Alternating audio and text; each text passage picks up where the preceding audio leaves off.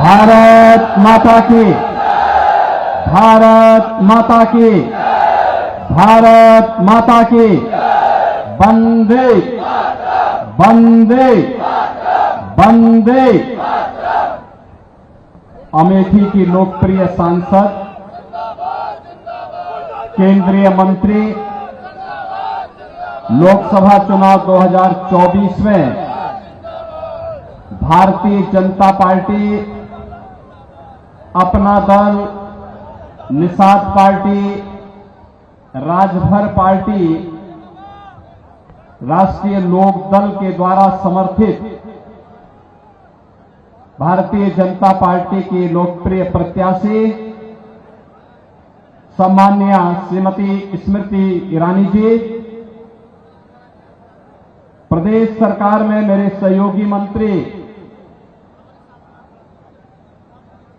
श्री मयंकेश्वर शरण सिंह जी,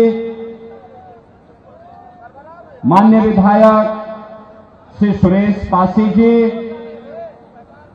श्री अशोक कोरे जी, विधान परिषद सदस्य श्री शैलेंद्र प्रताप सिंह जी, जिलाध्यक्ष भारतीय जनता पार्टी श्री राम प्रसाद मिश्रा जी, अध्यक्ष जिला पंचायत अमेठी श्री राजेश अग्रहरी जी, पूर्व जिलाध्यक्ष श्री दुर्गेश त्रिपाठी जी, पूर्व विधायक चंद्रप्रकाश मिश्र जी, पूर्व विधायक श्री तेजभान सिंह जी,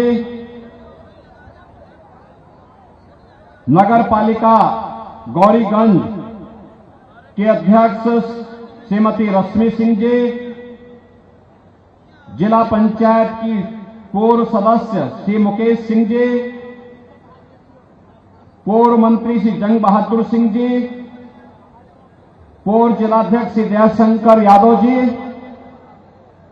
और गौरीगंज अमेठी लोकसभा क्षेत्र से जुड़े हुए सभी उपस्थित बहनों और भाइयों,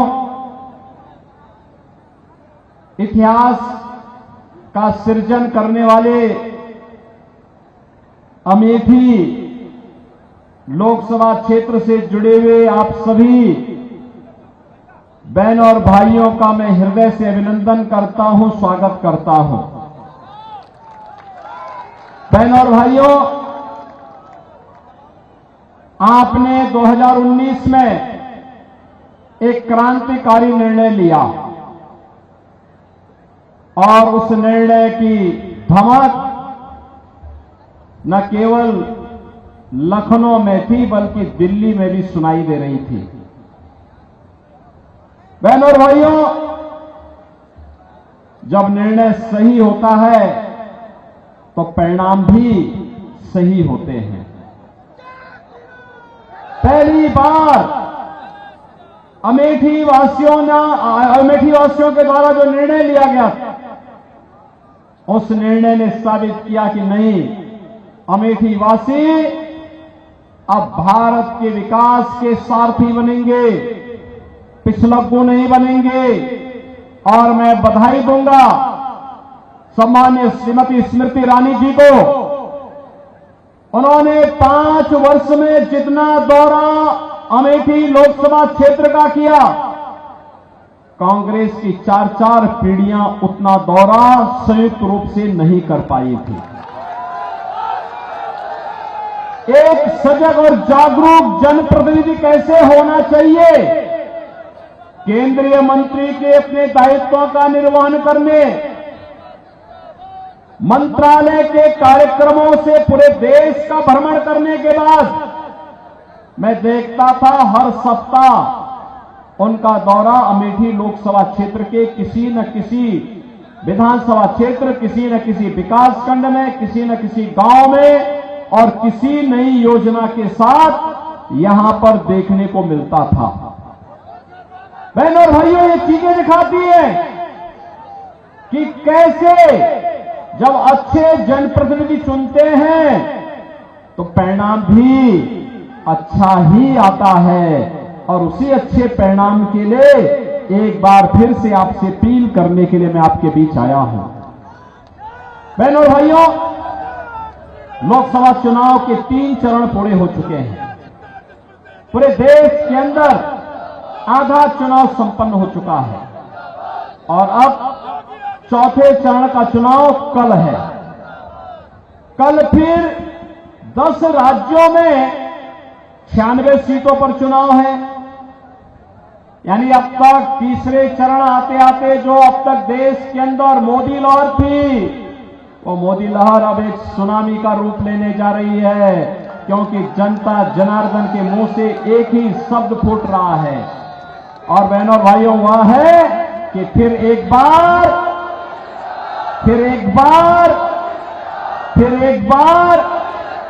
अब की बार ये 400 पार। जब हम 400 पार की बात करते हैं तो कांग्रेस और इंडी गठबंधन को चक्कर आने लगता है कि 400 पार कैसे होना है। बहनों और भाइयों, मैं आपसे बताना चाहता हूं, सबसे पहली बात कि कांग्रेस समर्थन के लिए, किसी भी पार्टी को समर्थन करने के लिए, पूरा बहुमत की सरकार बनाने के लिए 273 सीट चाहिए। कांग्रेस इतनी सीटों पर ही चुनाव नहीं लड़ पा रही पूरे देश के अंदर, तो क्या ये सरकार बनाएगी क्या? दूसरा है जो कांग्रेस मॉडल देना चाहती है, बहनों और भाइयों, उससे बचना। इसलिए बचना, मैं उसमें बाद में आता हूं।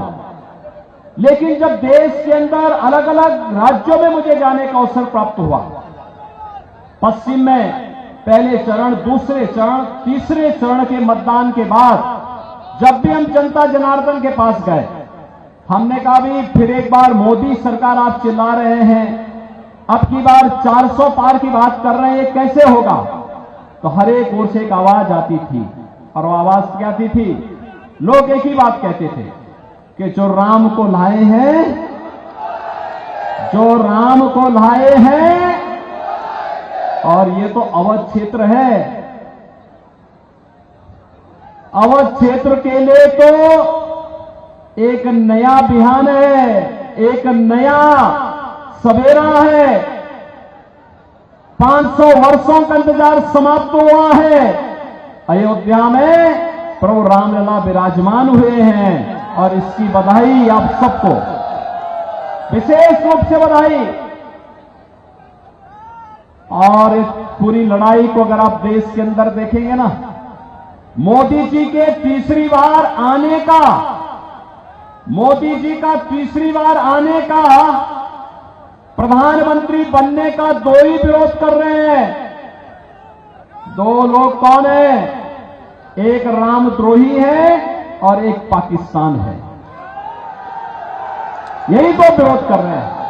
पाकिस्तान को भी अच्छा नहीं लग रहा है, क्योंकि उसे मालूम है कांग्रेस के समय जब आतंकी विस्फोट होते थे तो कांग्रेस के नेता क्या कहते थे?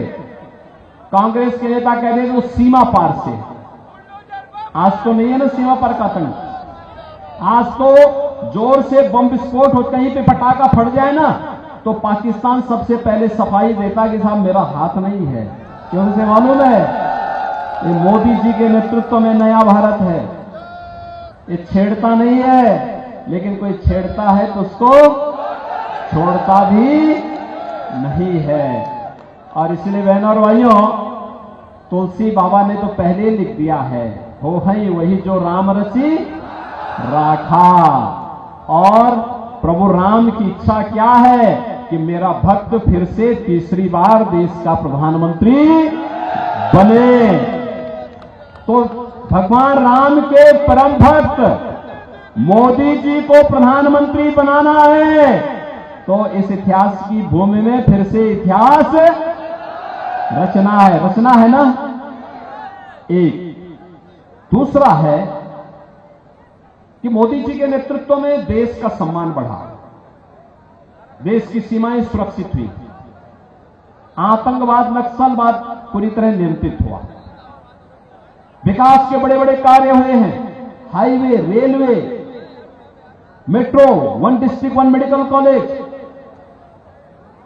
बहनों और भाइयों, हर घर नल की योजना, हर तहसील में fire station, IIT, IIM, AIIMS, NIT world class university बन रही है। और गरीब कल्याणकारी योजनाओं की बात जो ये पाकिस्तान का राग अलाप रहे हैं ना, इन कांग्रेसियों से पूछिए कि जिसको पाकिस्तान से प्यार है वो पाकिस्तान में जाए, लेकिन हिंदुस्तान में मोदी जी के नेतृत्व में 10 वर्ष के अंदर उतने गरीबों को गरीबी रेखा से उभारा है जितना पाकिस्तान की आबादी, उससे ज्यादा लोग, 25 करोड़ लोग गरीबी रेखा से ऊपर उठे भारत के अंदर। और पाकिस्तान के अंदर 23 से 24 करोड़ की आबादी भूखों मर रही है और भारत 80 करोड़ लोगों को फ्री में राशन की सुविधा का लाभ दे रहा है। यह है नया भारत। 5 लाख रुपए की आयुष्मान भारत की सुविधा और देश के अंदर 60 करोड़ लोगों को, किसान सम्मान निधि 12 करोड़ परिवारों को, 12 करोड़ घरों में देश के अंदर शौचालय और 4 करोड़ घरों को, 4 करोड़ गरीबों को घर, 1,14,000 तो अकेले अमेठी में बन गए। क्या कर रहे थे कांग्रेसी खानदान? क्या कर रहे थे लोग? यहां के गरीबों को मकान नहीं दे सकते थे, यहां के घरों में पानी नहीं पहुंचा सकते थे, नारी गरिमा के प्रतीक शौचालय नहीं बना सकते थे। लेकिन नहीं, ये तो दादी ने जो नारा दिया था 1970 में, पोता भी वही रटता जा रहा है। और जब इनसे पूछा गया कि क्या करेंगे, उन्होंने कहा गरीबी एक झटके में मिटा देंगे। कहा कैसे मिटाएंगे? उन्होंने कहा संपत्ति का सर्वे करवाएंगे। सर्वे करा करके और फिर इनके बुद्धिदाता आ गए, जैसा नाम वैसा काम। यानी उसने क्या कहा? कहा एक विरासत टैक्स लगा देंगे। विरासत टैक्स का मतलब जानते हैं ना? आपके बाप दादों की, आपके पूर्वजों की जितनी जमीन और जितना भी मकान होगा, जितनी प्रॉपर्टी होगी, जितना जेवरात होगा, इसमें से आधे पर एक कांग्रेस के लोग जबरन कब्जा करने का प्रयास करेंगे। ये इनका विरासत टैक्स है। यानी अब इनके अंदर औरंगजेब की आत्मा भी घुस गई है, जो जजिया कर आप पे लगाना चाहती है।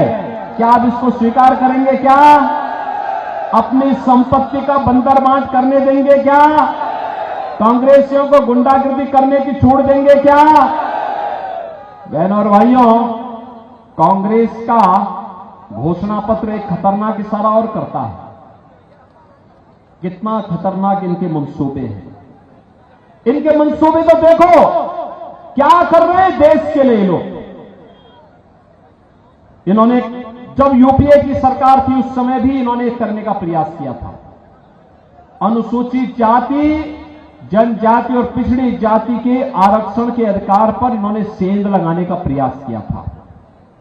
भारतीय जनता पार्टी और एनडीए ने उस समय विरोध किया था।